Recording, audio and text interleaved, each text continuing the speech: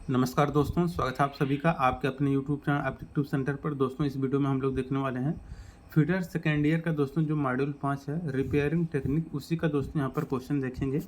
जो कि इसमें दोस्तों रिपेयरिंग टेक्निक में आपका आता है 29 से लेकर 106 प्रश्न। ठीक है, तो चलिए हम लोग फास्ट रिविजन कर लेते हैं। निम्मी का ऑफिशियल क्वेश्चन बैंक है ये।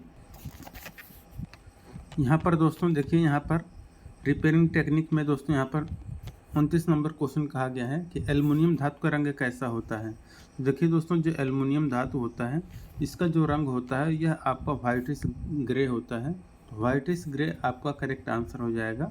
ठीक है, एल्युमिनियम धातु का रंग वाइटिश ग्रे होता है। 30 नंबर का क्वेश्चन यहाँ पर कहा गया है कि किस अयस्क से सीसा धातु उत्पन्न होता है। तो देखिए, जिस अयस्क से सीसा होता है दोस्तों ये उत्पन्न आपका होता है गैलेना से। गैलेना का इसका होता है PbS। ठीक है, लेड सल्फाइड गैलेना।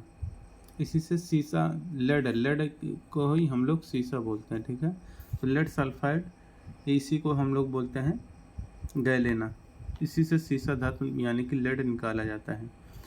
सीसा, टिन, तांबा और एंटीमनी के मिश्र धातु का नाम क्या है। तो देखिए, सीसा, टिन, तांबा और एंटीमनी के मिश्र धातु का जो नाम होता है वो रहता है आपका दोस्तों बेबिट मेटल। तो बेबिट मेटल आपका ऑप्शन नंबर सी यहाँ पर करेक्ट हो जाएगा, बेबिट मेटल। 32 नंबर क्वेश्चन है कि मुंज मेटल में तांबा और जस्ता का अनुपात क्या होता है। तो देखिए, जो मुंज मेटल होता है तो मुंज मेटल में दोस्तों जो तांबा होता है वह आपका 60% होता है और जो जस्ता होता है वह आपका 40% होता है।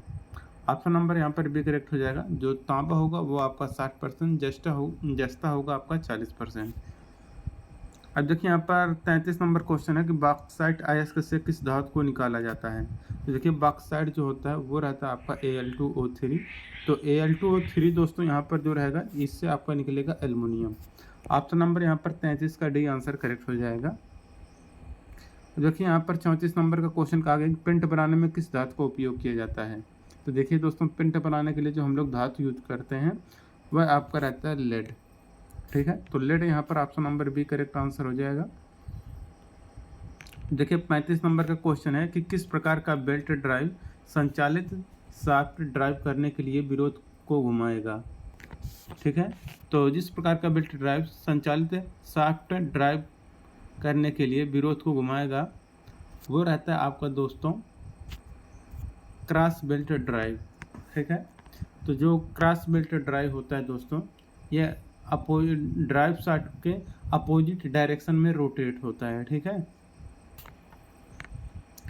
अब देखिए, यहाँ पर 36 नंबर क्वेश्चन है कि बेल्ट फास्टनर का नाम बताना है। तो ये जो दोस्तों आपको बेल्ट फास्टनर आपको दिखाया गया है यह कहलाता है आपका अलाइनर टाइप का, एलिगेटर टाइप का।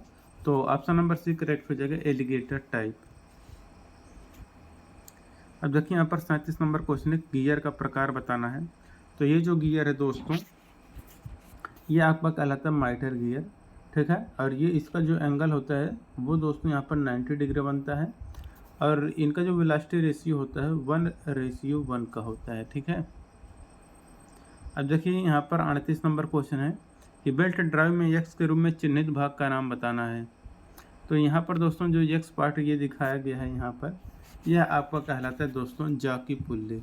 ठीक है, ये टेंशन देने का काम करता है, यानी कि जो ये लूज पुल्ली होती है ये जो बेल्ट ढीला हो जाता है उसी को ये टाइट करने का काम आ जाता है। ठीक है, ये आपका है जॉकी पुल्ली। जॉकी पुल्ली को हम लोग यहाँ पर आइडलर पुल्ली भी बोलते हैं। अब देखिए, यहाँ पर आ चुका है यहाँ पर कि 39 नंबर किस प्रकार का गियर ड्राइव रोटरी चाल को रैखिक चाल में बदलता है। तो जो गियर ड्राइव रोटरी चाल को रैखिक चाल में बदलता है दोस्तों वह आपका होता है रैक एंड पिनियन। तो rack and pinion option number यहाँ पर सी करेक्ट आंसर हो जाएगा। 40 नंबर क्वेश्चन है ये कि एक्स के रूप में चिन्हित भाग का नाम बताना है। तो यहाँ से यहाँ तक की जो दूरी है दोस्तों ये आपका फेस विड्थ कहलाता है, यानी कि फेस की चौड़ाई कहलाता है। ऑप्शन नंबर दोस्तों यहाँ पर डी करेक्ट हो जाएगा, फेस की चौड़ाई। ठीक है, अडेंडम दोस्तों यहाँ से लेकर यहाँ तक की जो दूरी होती है वो अडेंडम है। नीचे यहाँ से लेकर यहाँ तक की जो दूरी होती है दोस्तों वो आपका डिडेंडम कहलाता है। ठीक है, और ये दोस्तों आपका जो ये है आपका पिच सर्किल कहलाता है। ठीक है, और ये जो नीचे वाला रहता है डिडेंडम सर्किल कहलाता है, और ये ऊपर वाला आपका जो रहता है ये एडेंडम सर्किल कहलाता है। ठीक है। अब देखिए 41 नंबर क्वेश्चन है, यदि शाफ्ट के बीच की दूरी बहुत कम है तो किस प्रकार के बेल्ट का उपयोग किया जाता है। तो यदि शाफ्ट के बीच की दूरी बहुत कम है तो वहाँ पर दोस्तों हम लोग वी बेल्ट का यूज करते हैं। ऑप्शन नंबर दोस्तों यहाँ पर ए करेक्ट हो जाएगा, वी बेल्ट। अब देखिए अगला क्वेश्चन है कि छोटे स्टील वेज को लिफ्टिंग ऑपरेशन में मशीन के नीचे क्यों रखा जाता है। तो ये रखा जाता है दोस्तों क्रो बार स्वीकार करने के लिए। टू एक्सेप्ट द क्रो बार आपका करेक्ट आंसर हो जाएगा। अब देखिए यहाँ पर है 43 नंबर का क्वेश्चन कि दो फिक्स पुली के बीच बेल्ट के तनाव को कैसे समायोजित करें। तो दो फिक्स पुली के बीच बेल्ट तनाव को जो समायोजित करते हैं दोस्तों, वह समायोजित करते हैं आदर्श पुली को फिक्स करके। तो बाय फिक्सिंग आइडलर पुली आपका करेक्ट आंसर हो जाएगा ऑप्शन नंबर बी। अब देखिए दोस्तों यहाँ पर है 44 नंबर का क्वेश्चन कि पावर ट्रांसमिशन में वर्टिकल बेल्ट ड्राइव का इस्तेमाल क्यों नहीं करना चाहिए।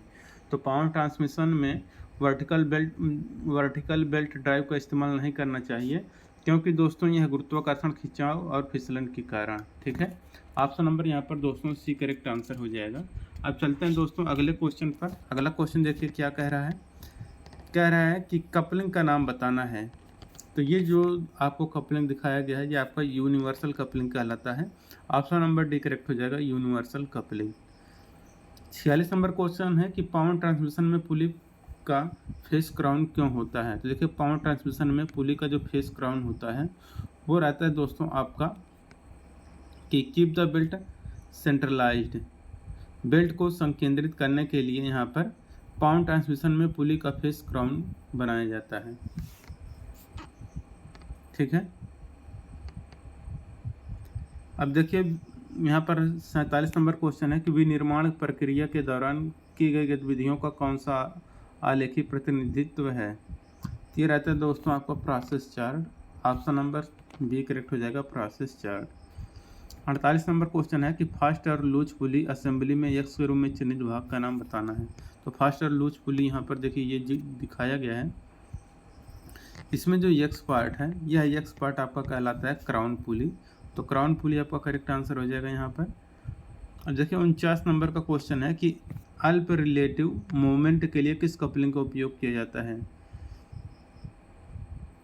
तो अल्प रिलेटिव मूवमेंट के लिए दोस्तों जो कपलिंग यूज किया जाता है यह कपलिंग होता है दोस्तों आपका फ्लेक्सिबल कपलिंग। अब 50 नंबर का क्वेश्चन है कि दो मीटिंग गियर पर काल्पनिक सर्किल कौन सा होता है। तो देखिए दो मीटिंग गियर पर जो काल्पनिक सर्किल होता है यह होता है दोस्तों आपका pitch circle. Option number B correct हो जाएगा, पिच सर्किल।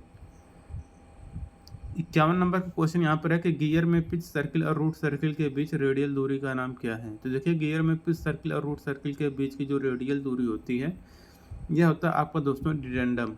तो डिडेंडम ऑप्शन नंबर यहाँ पर सी करेक्ट हो जाएगा, डिडेंडम। अब देखिए यहाँ पर 52 नंबर का क्वेश्चन है कि सूखे बेल्ट की ग्रिपिंग पावर को कैसे सुधारें। तो देखिए सूखे बेल्ट की जो ग्रिपिंग पावर होती है इसको दोस्तों हम लोग जो सुधारते हैं अप्लाई पाउडर्ड रेजिन, पिसा हुए रेजिन लगा करके। ऑप्शन नंबर यहाँ पर भी करेक्ट हो जाएगा। अब देखिए अगला क्वेश्चन यहाँ पर क्या कहा गया है। 53 नंबर का कहा गया किस प्रकार के बेल्ट फास्टनर का उपयोग भारी मशीन पर किया जाता है। तो जिस प्रकार के बेल्ट फास्टनर का उपयोग भारी मशीन पर किया जाता है यह रहता है आपका लागरेल टाइप बेल्ट फास्टनर। तो लागरेल type belt fastener option number यहाँ पर सी करेक्ट हो जाएगा। और देखिए यहाँ पर 54 नंबर क्वेश्चन है कि गियर के यक्स के रूप में चिन्हित भाग का नाम बताना है। ये मैंने आपको पहले ही बताया था कि ये भाग आपका एडेंडम कहलाता है, नीचे का भाग डिडेंडम कहलाता है। ठीक है। तो यक्स पार्ट आपका एडेंडम हो जाएगा, ऑप्शन नंबर बी करेक्ट हो जाएगा। गियर का नाम बताना है 55 नंबर। ये जो गियर आपको दिखाया गया है दोस्तों ये आपका हाइपर्ड गियर कहलाता है। ठीक है, hypoid gear option number C correct हो जाएगा। 56 नंबर क्वेश्चन है कापर का एस्क का नाम बताना है। कापर जो होता है दोस्तों ये आपका एस्क है मैलाकाइट। ऑप्शन नंबर यहाँ पर डी करेक्ट हो जाएगा। गैलेना जो होता है दोस्तों लेड का होता है, बॉक्साइट एल्युमिनियम का होता है, मैलाकाइट ये आपका कापर का अयस्क होता है। 57 नंबर क्वेश्चन पीतल धातु के एलाय कौन से हैं। तो देखिए पीतल धातु का जो एलाय होता है पीतल जो होता है तांबा और जिंक से मिलकर बना होता है, तो ऑप्शन नंबर बी करेक्ट हो जाएगा। विद्युत उद्योगों विमान उद्योगों में व्यापक रूप से एल्युमिनियम का उपयोग क्यों किया जाता है? तो विमान उद्योगों में हम लोग एल्युमिनियम ज़्यादातर यूज करते हैं। उसका मेन रीज़न होता है कि लाइट वेट होता है एल्युमिनियम। एल्युमिनियम हल्का होने के कारण इसलिए हम लोग उसका ज़्यादा उपयोग हम लोग वायुयानों में करते हैं। अब देखिए यहाँ पर दोस्तों 59 नंबर का क्वेश्चन आ चुका है। कहा गया कि अयस्क गैलेना से निकाला गया धातु का नाम क्या है? तो मैंने आपको पहले ही बता दिया है कि लेड निकाला जाता है गैलेना। गैलेना का होता है PbS, जिसमें Pb क्या है आपका लेड है। ऑप्शन नंबर यहाँ पर बी करेक्ट हो जाएगा। 60 नंबर क्वेश्चन है कि फ्रिक्शन बियरिंग बनाने के लिए किस मिश्र धातु का उपयोग किया जाता है? तो फ्रिक्शन बियरिंग बनाने के लिए दोस्तों जो हम लोग मिश्र धातु उपयोग करते हैं, यह मिश्र धातु रहता है Babbitt metal. Option number D correct हो जाएगा यहाँ पर बेबिट मेटल। 61 नंबर क्वेश्चन यहाँ पर कहा गया है कि निकिल का गलनांक कितना होता है? तो देखिए दोस्तों जो निकिल होता है इसका गलनांक होता है 1450 degree Celsius. Option number B correct हो जाएगा 1450 डिग्री सेल्सियस। 62 नंबर क्वेश्चन है कृषि उपकरण जैसे हल और ब्लेड बनाने के लिए किस धातु का उपयोग किया जाता है? तो कृषि उपकरण जैसे कि हल और ब्लेड बनाने के लिए जो हम लोग धातु यूज करते हैं या मटेरियल यूज करते हैं वह मैग्नीज स्टील यूज करते हैं। ऑप्शन नंबर डी करेक्ट हो जाएगा। अब देखिए यहाँ पर 63 नंबर का क्वेश्चन कहा गया है कि स्टील घटक के क्षरण को रोकने के लिए किस धातु के पाउडर का उपयोग कैलोराइजिंग प्रक्रिया में किया जाता है? तो देखिए धातु के पाउडर का उपयोग जो कैलोराइजिंग प्रक्रिया में यूज किया जाता है स्टील घटक के क्षरण को रोकने के लिए वह एल्युमिनियम पाउडर होता है। ऑप्शन नंबर यहाँ पर सी करेक्ट हो जाएगा। अब देखिए यहाँ पर है 64 नंबर का क्वेश्चन। कहा गया है कि डीप ड्राइंग के लिए किस प्रकार के पीतल शीट का उपयोग करते हैं? तो देखिए डीप ड्राइंग के लिए जिस प्रकार के पीतल की शीट का उपयोग करते हैं वह रहता है आपका कार्ट्रिज ब्रास। तो कार्ट्रिज ब्रास यहाँ पर करेक्ट आंसर हो जाएगा। 65 नंबर क्वेश्चन है किस प्रकार की कांस्य धातु में उत्कृष्ट एंटी फ्रिक्शन गुण पाए जाते हैं? तो जिस प्रकार के कांस्य धातु में उत्कृष्ट एंटी फ्रिक्शन गुण पाए जाते हैं वह रहता है आपका phosphor bronze. Option number C correct हो जाएगा फास्फर ब्रॉन्ज। कपलिंग का नाम बताना है। तो दोस्तों ये जो आपको कपलिंग दिखाया गया है ये आपका यूनिवर्सल कपलिंग कहलाता है। ऑप्शन नंबर डी करेक्ट हो जाएगा। कौन सा अयस्क एल्युमिनियम का निष्कर्षण करता है? तो देखिए जो धातु एल्युमिनियम का निष्कर्षण करता है दोस्तों वह आपका रहता है बॉक्साइट, जो कि Al2O3 होता है यही, ठीक है। बॉक्साइट एल्युमिनियम से एल्युमिनियम निकाला जाता है। और यहाँ पर देखिए गैलेना PbS है, बॉक्साइट Al2O3 है। कॉपर पायराइट की बात करें तो CuFeS2 और आयरन पायराइट की बात करें तो FeS2 होता है वो, ठीक है। अब देखिए यहाँ पर है 68 नंबर का क्वेश्चन। कह रहा है कि लेडेड गन मेटल में तांबा जस्ता और टिन की कंपोजिशन क्या होती है? तो लेडेड गन मेटल में तांबा जस्ता और टिन की जो कंपोजिशन होती है उसमें कॉपर 85%, लेड 5%, जिंक 5% और टिन 5% होता है। उस मिश्र धातु का नाम क्या है जिसमें तांबा और जस्ता होता है? तो जिस मिश्र धातु में तांबा और जस्ता होता है वो रहता है आपका, ये क्वेश्चन पहले भी आ चुका है, वो होता है आपका दोस्तों पीतल, तांबा और जिंक। यक्ष के रूप में चिन्हित भाग का नाम बताना है। तो ये दोस्तों जो आपको दिखाया गया है ये आपका कहलाता है लोच पुली। यक्ष पार्ट है आपका लोच पुली। एलिगेटर टाइप फास्टनर बनाने के लिए किस धातु का उपयोग करते हैं? तो एलिगेटर टाइप फास्टनर बनाने के लिए जो हम लोग दोस्तों धातु यूज करते हैं वह रहता है आपका स्टील शीट। ऑप्शन नंबर यहाँ पर सी करेक्ट हो जाएगा, स्टील शीट। 72 नंबर क्वेश्चन है कि यक्ष के द्वारा चिन्हित गियर के तत्वों का नाम क्या है? तो देखिए यक्ष के द्वारा चिन्हित गियर के तत्वों का जो नाम होता है दोस्तों यह पर रूट सर्किल होता है। ऑप्शन नंबर यहाँ पर बी करेक्ट हो जाएगा, रूट सर्कल। 73 नंबर क्वेश्चन है कि बेल्ट ड्राइव में जैकी पुल्ली का उद्देश्य क्या है? तो देखिए बेल्ट ड्राइव में जैकी पुल्ली का जो उद्देश्य रहता है यह रहता है to maintain the tension, tension बनाए रखने के लिए हम लोग जैकी पुल्ली का उपयोग करते हैं। वही जो मैं आपको बताया था ना कि यही जाकी पुल्ली है, बस वही। रेंगना और फिसलने के बिना कौन सा पावर ड्राइव निरंतर वेग पर गति संचारित करेगा? तो वो रहता है दोस्तों आप लोगों का चैन ड्राइव। तो चैन ड्राइव आपका करेक्ट आंसर हो जाएगा। अब देखिए यहाँ पर अगला क्वेश्चन क्या कह रहा है। अगला क्वेश्चन यहाँ पर है दोस्तों, यहाँ पर 75 नंबर का कहा गया है किस प्रकार का कपलिंग शाफ्ट के छोर को पूर्ण संरेखण में ला सकता है। तो जिस प्रकार का कपलिंग शाफ्ट के छोर को पूर्ण संरेखण में ला सकता है वो रहता है आपका फास्ट कपलिंग। ऑप्शन नंबर यहाँ पर एक करेक्ट हो जाएगा। अगला क्वेश्चन यहाँ पर 76 नंबर का है कि कौन सी पुली विभिन्न ऊंचाइयों पर और अलग अलग दूरी पर शाफ्ट को शक्ति संचारित कर सकती है। तो जो पुली विभिन्न ऊंचाइयों पर और अलग अलग दूरी पर शाफ्ट को संचालित कर सकती है वह आपका रोप पुली होता है। ऑप्शन नंबर बी करेक्ट हो जाएगा, रोप पुली। बेल्ट फास्टनर का नाम बताना है। तो ये जो दोस्तों आपको बेल्ट फास्टनर दिखाया गया है यह आपको दोस्तों कहलाता है क्रिसेंट प्लेट बेल्ट फास्टनर, ठीक है। अब अगला क्वेश्चन यहाँ पर देखिए कहा गया है कि यदि केंद्र दूरी x है तो ओपन बेल्ट की लंबाई की गणना करने का सूत्र क्या होता है।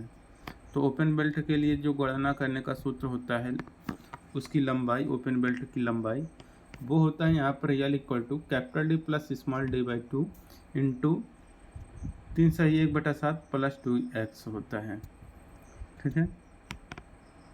79 नंबर क्वेश्चन, इस पुली के प्रकार का बताना है। ये जो पुली है दोस्तों आपका फ्लैट पुली कहलाता है, ठीक है। अब देखिए अगला क्वेश्चन है यहाँ पर 80 नंबर का, गियर बहुत शांति से चलता है। तो जो गियर बहुत शांति से चलता है वह आपका हेलिकल गियर होता है, ठीक है। 81 नंबर क्वेश्चन है यहाँ पर कि बैच संख्या आवंटन की तारीख उत्पादन की पहचान और बैच के आकार का पता लगाने के लिए कौन से प्रलेखन रिकॉर्ड का उपयोग किया जाता है। तो देखिए बैच संख्या, आवंटन की तारीख, उत्पादन की पहचान और बैच के आकार का पता लगाने के लिए हम लोग बैच प्रोसेसिंग रिकॉर्ड का उपयोग करते हैं। ऑप्शन नंबर यहाँ पर डी करेक्ट हो जाएगा। अब देखिए यहाँ पर 82 नंबर क्वेश्चन है, गियर मैकेनिज्म का नाम क्या है। तो ये जो आपको दोस्तों गियर मैकेनिज्म दिखाया गया है यह रैक और पिनियन है। ऑप्शन नंबर यहाँ पर सी करेक्ट हो जाएगा, रैक और पिनियन। 83 नंबर क्वेश्चन है, सीसा कास्ट बेयरिंग मटेरियल में सीसा की प्रतिशत संघटक क्या है। तो सीसा कास्ट बेयरिंग मटेरियल में सीसा का जो प्रतिशत संघटक होता है दोस्तों यह होता है आपका 0.24 या 24% इसे कह सकते हैं। ऑप्शन नंबर यहाँ पर सी करेक्ट हो जाएगा, ठीक है। अब देखिए मैले काटाइस्क में तांबा का प्रतिशत कितना होता है। तो देखिए मैले काटाइस्क में तांबे का जो प्रतिशत होता है दोस्तों यह आपका 0.55 या इसी को हम लोग 55% भी कहते हैं, ठीक है। ऑप्शन नंबर यहाँ पर सी करेक्ट आंसर हो जाएगा। 85 नंबर का क्वेश्चन यहाँ पर कहा गया कौन सी धातु मूल रूप से तांबा और टिन का मिश्र धातु है। तो जो धातु मूल रूप से तांबा और टिन के मिश्र धातु है यह होता है दोस्तों आपका bronze. Option number D correct हो जाएगा, ब्रॉन्ज यानी कि कांसा। 86 नंबर क्वेश्चन है कि विद्युत केबलों और उपकरणों में तांबे को बड़े पैमाने पर उपयोग क्यों किया जाता है। तो विद्युत केबलों और उपकरणों में तांबे को बड़े पैमाने पर यूज किया जाता है। इसका मेन रीज़न होता है कि आपका अच्छा चालक होता है तांबा। यहाँ पर गुड कंडक्टर करेक्ट आंसर हो जाएगा, option number D. 87 number question है कि कैस्टेराइट किस धातु से निकाला जाता है। तो कैस्टेराइट जो होता है दोस्तों यह आपका टिन, उससे टिन निकाला है। तो कैस्टेराइट से हम लोग टिन का निष्कर्षण करते हैं। 88 नंबर क्वेश्चन है कि कौन से कपलिंग में डिसएंगेजिंग प्रावधान होगा। तो जिस कपलिंग में डिसएंगेजिंग प्रावधान होता है दोस्तों वह रहता है आपका यूनिवर्सल कपलिंग में। ऑप्शन नंबर सी करेक्ट हो जाएगा, यूनिवर्सल कपलिंग। 89 नंबर क्वेश्चन है कि लंबी दूरी और बड़ी मात्रा में शक्ति संचरण के लिए किस ड्राइव का उपयोग किया जाता है। तो लंबी दूरी और बड़ी मात्रा में शक्ति संचरण के लिए जो होता है वह आपका होता है rope drive. Option number C correct हो जाएगा, रोप ड्राइव। 90 नंबर का क्वेश्चन देखिए कहा गया कि गियर में एक्स के रूप में चिन्हित भाग का नाम बताना है। तो दोस्तों देखिए ये जो आपका है यह आपका कहलाता है पिच सर्किल, ठीक है। तो यहाँ पर दोस्तों देखिए यह अब यहाँ पर मैं आपको कुछ चीज़ बता दूँ। देखिए ये जो एक्स पार्ट है, एक्स पार्ट यह आपका दोस्तों कहलाता है pitch circle. Option number C correct हो जाएगा, ठीक है। और यहाँ पर देखिए ये आपका है यहाँ पर रूट सर्किल, यहाँ पे रूट सर्किल, ठीक है, ये वाला आपको रूट सर्किल है। फिर इसके बाद यहाँ पर देखेंगे तो ये अडेंडम सर्किल और नीचे आपका होता है एक डिडेंडम सर्किल, और इसी से सटे ही एकदम जो नीचे रहता है वो आपका रूट सर्किल होता है, ठीक है। और यहाँ से यहाँ तक की दूरी आपका डिडेंडम और यहाँ से यहाँ तक की दूरी अडेंडम कहलाता है। ये फेस विड्थ है यहाँ से यहाँ तक। और देखिए यहाँ पर 91 नंबर का क्वेश्चन है, कौन से चेन ड्राइव शांति और यूनिफॉर्म ड्राइव प्रदान करता है। तो नॉइजलेस और यूनिफॉर्म ड्राइव जो प्रदान करता है वह रहता है आपका 2/3 चेन। ऑप्शन नंबर बी के रखा जाए 2/3 चेन। 92 नंबर क्वेश्चन, कौन सा गियर एक दूसरे के सममित है और समकोण पर गति संचारित करता है। तो जो गियर एक दूसरे के सममित होता है और समकोण पर गति संचारित करता है तो वो दोस्तों आपका रहता है माइटर गियर। मैंने आपको पहले ही बताया है कि जो इस तरीके से आपको दोस्तों पुली दिखाई गई थी इस तरीके से, ठीक है, वो आपका था दोस्तों माइटर गियर। यहाँ पर मैंने बताया था कि ये कोण होता है 90 डिग्री यानी कि समकोण। तो समकोण पर जो बनाता है वो माइटर गियर है और इसका वेलोसिटी रेशियो भी 1 होता है, यानी कि वेगानुपात 1 होता है। सोल्डरिंग आयरन का सिर बनाने के लिए किस धातु का उपयोग करते हैं। तो देखिए सोल्डरिंग आयरन बनाने के लिए हम लोग कॉपर यहाँ पर यूज करते हैं सिर बनाने के लिए। अब देखिए यहाँ पर अगला क्वेश्चन है दोस्तों 94 नंबर का, यक्स पार्ट का नाम बताना है।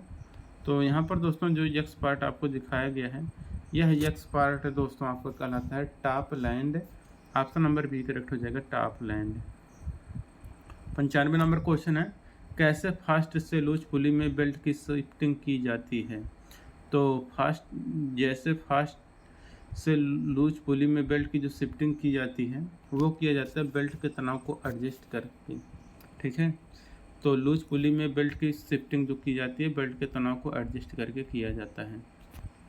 अब देखिए अगला क्वेश्चन यहाँ पर कहा गया है कि बेल्ट फास्टनर का नाम बताना है। तो ये जो दोस्तों आपको बेल्ट फास्टनर दिखाया गया है ये आपका कहलाता है आपका वायर टाइप बेल्ट फास्टनर।